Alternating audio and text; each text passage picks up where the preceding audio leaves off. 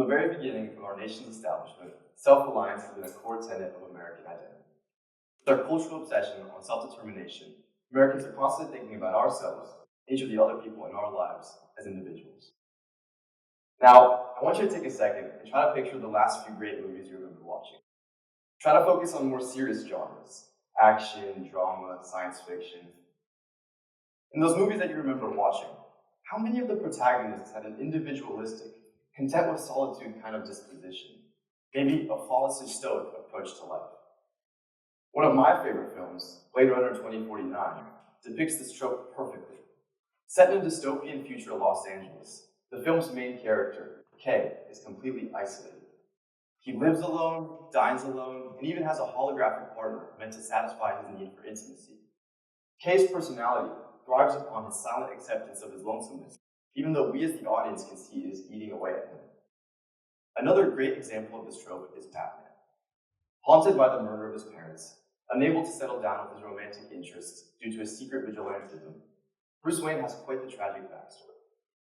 Yet, instead of leaning on others, his life's ambition pushes him towards solitude and causes him to be as much of an individual as possible. In some depictions of his story, such as the 2022 film, the only other consistent figure in his life is his butler, Alfred. The guy's pretty much nocturnal, only ever exiting his mansion to fight Gotham's villains at night. As a fiction writing technique, this method of character development can be extremely captivating. A lone hero's triumph over their tribulations can be much more engaging for audiences than if you were surrounded by a loving circle of family and friends. The aesthetic of silent individual struggle is easily romanticizable, and that's exactly where the danger lies. Our fascination with loneliness isn't just isolated to traditional media formats. Despite the radical nature of Batman's lifestyle, I see so many young people across social media idolizing a solitary fight against sorrow. Somewhere along the way, young Americans have conflated loneliness with dedication, and self-isolation has become considered a requirement for success. Take a look at this video that came across my Instagram Explore page earlier this year. Tagged with the word lifestyle, Batman, and rich, it has amassed over 100,000 likes on Instagram alone. I've always wanted to live in a Batcave style apartment. Tell me I don't have the hardest apartment on TikTok. Here's what it looks like when you open it up.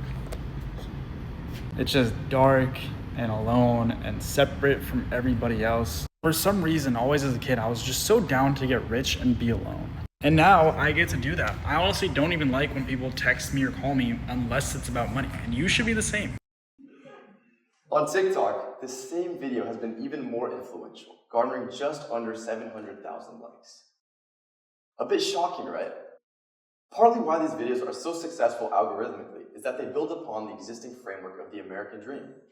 What they're communicating is that with enough hard work and obsession to the point of complete social isolation, anyone can become successful. In 2023, former U.S. Surgeon General Dr. Vivek Murthy declared the United States to be facing an epidemic of loneliness. At higher rates than ever previously recorded, Americans report feeling isolated and insignificant. Since 2003, the annual daily average of minutes spent socializing with friends has fallen from 60 to 20, with a consistent decrease of 20 hours per month. In 2018, only 16% of Americans reported that they felt very attached to their local community. Statistically, the age group most affected by loneliness is 30 to 44-year-olds. 29% of individuals within this demographic report that they frequently or always feel lonely.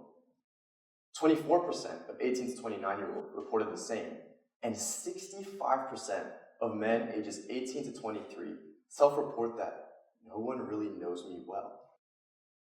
Social isolation not only directly hinders an individual's mental health, leading to an increased risk in cognitive decline and dementia, but it can also have adverse effects on one's physical health. Lacking social connection is just as dangerous as smoking up to 15 cigarettes or drinking 6 alcoholic drinks daily, and it can raise the risk of premature death by 29%. If nearly a third of 30 to 44-year-olds in the United States reported that they smoked 15 cigarettes a day, there would be an enormous societal response. If that's the case, why aren't we doing more to remedy our unique epidemic? I believe the paradoxical nature of social media is partially to blame. In many ways, it feels like Americans are more connected than ever before. With a few minutes to spare and a few taps on a device, anyone can interact with someone they know intimately or a complete stranger online. Though these interactions seem to replicate traditional conversations, they don't provide the same tangible benefits as physical social connection. This technological illusion of connectivity is only perpetuating our loneliness issue. Given the current state of American social tendencies, it is imperative that Americans know not to impose the individualistic narratives found in media onto their daily realities. Every single one of us needs sociability to live a long and prosperous life.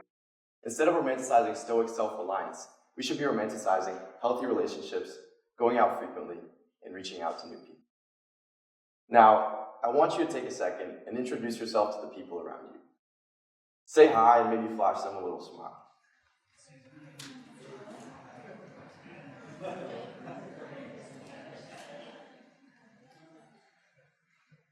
Great. Now when you head home, you can say that you've done some work to reverse our loneliness epidemic. Earlier this year, I began the dreaded college application process. I was swamped with work and deadlines seemed to approach more quickly by the day. From fall to early January, I found myself in a situation where I could have easily isolated myself to prioritize my applications. However, instead of locking myself in my house and working nonstop, I made a conscious effort to spend as much time as possible with my friends inside of school and outside of school on the weekend. The curious thing, I ended up doing some of my most productive work across that several-month span. We sometimes convince ourselves that being consumed by our work will allow us to become more productive, but that isn't always the case. So for the sake of your mental health, for the sake of your physical health, and for the sake of your productivity, make an intentional effort to spend as much time as possible with the people that you enjoy being around. There's no real need or benefit to being lonely. So go out, make some new friends, and leave the solitude to Batman. Thank you for your time.